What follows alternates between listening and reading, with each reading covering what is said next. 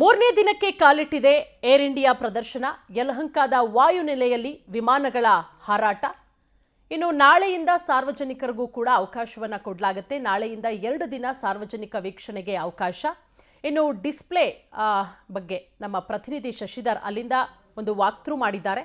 ಯಾವ ರೀತಿ ನಡೀತಾ ಇದೆ ಅನ್ನೋದ್ರ ಬಗ್ಗೆ.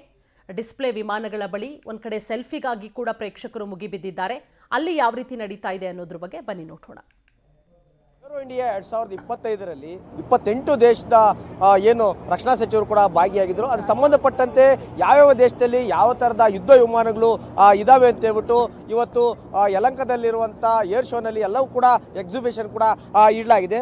ಅದರಲ್ಲೂ ಪ್ರಮುಖವಾಗಿ ರಷ್ಯಾದ ಏನು ಸುಕೋಯ್ ಆಗಿರ್ಬೋದು, ಅದೇ ರೀತಿಯಲ್ಲೂ ಕೂಡ ಸುಕೋಯ್ F-57 ಆಗಿರ್ಬೋದು, ಮತ್ತು 35 ಆಗಿರ್ಬೋದು, ಅಮೆರಿಕಾದ ಒಂದಷ್ಟು ಯುದ್ಧ ವಿಮಾನಗಳಾಗಿರ್ಬೋದು, ನಮ್ಮ ಭಾರತೀಯ ಸೇನೆಯ ತೇಜಸ್ ಆಗಿರ್ಬೋದು, ಅದೇ ರೀತಿಯಲ್ಲೂ ಕೂಡ ಚೀನಾದವು, ಭಾರತವು, ಮತ್ತು ಭಾರತದಲ್ಲಿ ತರಬೇತಿಗಾಗಿ ಬಳಸಲುವಂಥ ಹಾಸನ್ NG ಆಗಿರ್ಬೋದು, ಮತ್ತು ದೊಡ್ಡ ದೊಡ್ಡ ಏನು ಯುದ್ಧ ಉಪಕರಣಗಳನ್ನು ಏನು ಎಲ್ಲ ಕಡೆಯೂ ಕೂಡ ಇಲ್ಲಿ ಏನು ಫ್ಲೈಯಿಂಗ್ ಡಿಸ್ಪ್ಲೇ ಏರಿಯಾದಲ್ಲಿ ಕೂಡ ಇಡಲಾಗಿದೆ. ಹೆಲಿಕಾಪ್ಟರ್ಗಳಾಗಿರ್ಬೋದು, ಜೆಟ್ಗಳಾಗಿರ್ಬೋದು, ವಿಮಾನಗಳಾಗಿರ್ಬೋದು, ಮತ್ತು ದೊಡ್ಡ ದೊಡ್ಡ ಯುದ್ಧ ವಿಮಾನಗಳು ಎಲ್ಲವನ್ನೂ ಕೂಡ ಇಡಲಾಗಿದೆ. ಹೀಗಾಗಿ ಸಾರ್ವಜನಿಕರು, ಅದೇ ರೀತಿಯಲ್ಲೂ ಕೂಡ ಬೇರೆ ದೇಶದ ರಕ್ಷಣಾ ಇಲಾಖೆ ಸಂಬಂಧಪಟ್ಟಂಥ ಅಧಿಕಾರಿಗಳು ಎಲ್ಲರೂ ಕೂಡ ಬಂದು ಬಹಳ ಖುಷಿಯಿಂದ ಎಲ್ಲ ಕಡೆಯೂ ಕೂಡ ಫ್ಲೈಯಿಂಗ್ ಡಿಸ್ಪ್ಲೇ ಏರಿಯಾದಲ್ಲಿ ವಿಮಾನಗಳು ಹಾರಾಟ ಮಾಡುವಾಗ ಹಾರಾಟವನ್ನು ನೋಡಿ ಒಂದಷ್ಟು ಜನ ವಿಡಿಯೋಗಳನ್ನು ತೆಗೆದುಕೊಳ್ತಾರೆ.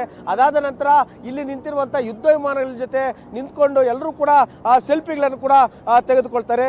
ಇಲ್ಲಿ ಪ್ರಮುಖವಾಗಿ ಏನಂತಂದರೆ ಲುಫ್ತಾನ್ ಏನು ದೇಶದಾಗಿರ್ಬೋದು, ರಷ್ಯಾ, ಮತ್ತು ಅಮೆರಿಕ, ಮತ್ತು ಚೀನಾ, ಮತ್ತು ಅದನ್ನು ಬಿಟ್ಟರೆ ಇಂಡಿಯಾ, ಈ 4 ರಾಷ್ಟ್ರಗಳಾದ ಒಂದು ಯುದ್ಧ ವಿಮಾನಗಳು ಸಾಕಷ್ಟು ಪ್ರಮಾಣದಲ್ಲಿ ಎಲ್ಲ ರೀತಿಯಲ್ಲೂ ಕೂಡ ಚಮತ್ಕಾರವನ್ನು ಕೂಡ ಮಾಡ್ತವೆ. ಬಾನಂಗಳದಲ್ಲಿ ಕ್ಷಣಾರ್ಧದಲ್ಲಿ ಯಾವ ಕಡೆ ಬೇಕಾದ್ರೂ ಕೂಡ ರೊಟೇಷನ್ ಆಗಿ ಯಾವ ಕಡೆ ಬೇಕಾದ್ರೂ ಕೂಡ ತಿರುಗುತ್ತೆ. ಅದೇ ರೀತಿಯಲ್ಲೂ ಕೂಡ ಎಲ್ಲಿ ಬೇಕಾದ್ರೂ ಲ್ಯಾಂಡಿಂಗ್ ಆಗುತ್ತೆ, ಎಲ್ಲಿ ಬೇಕಾದ್ರೂ ಯಾವ ಕಡೆ ಬೇಕಾದ್ರೂ ಕೂಡ ಮೂವ್ ಆಗುವಂಥ ಸಾಮರ್ಥ್ಯವನ್ನು ಹೊಂದಿದ್ದೇವೆ. ಹೀಗಾಗಿ ಬಂದಂಥ ಎಲ್ಲ ಪ್ರೇಕ್ಷಕರು ಕೂಡ ಯುದ್ಧ ವಿಮಾನಗಳ ಬಳಿ ಸೆಲ್ಫಿಗಾಗಿ ಮುಗಿಬೀಳ್ತಾರೆ. ಇನ್ನೂ 3 ದಿನಗಳ ಕಾಲ ಇದೇ ರೀತಿಯಾದಂಥ ಒಂದು ಏರ್ ಶೋ ಇದ್ದು ಸಾರ್ವಜನಿಕರು ಕೂಡ ನಾಳೆ ನಾಳಿದ್ದ ಮತ್ತು 3 ದಿನಗಳ ಕಾಲ ಸಾಕಷ್ಟು ಪ್ರಮಾಣದಲ್ಲಿ ಬರುವಂಥ ಸಾಧ್ಯತೆ ಕೂಡ ಇದೆ.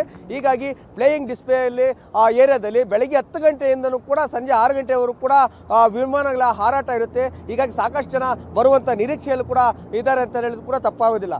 ಕ್ಯಾಮ್ರಾಮನ್ ಧನರಾಜ್ ಜೊತೆ ಮಲ್ಲನಹಳ್ಳಿ ಶಶಿಧರ್, ಪವರ್ ಟಿವಿ, ಬೆಂಗಳೂರು.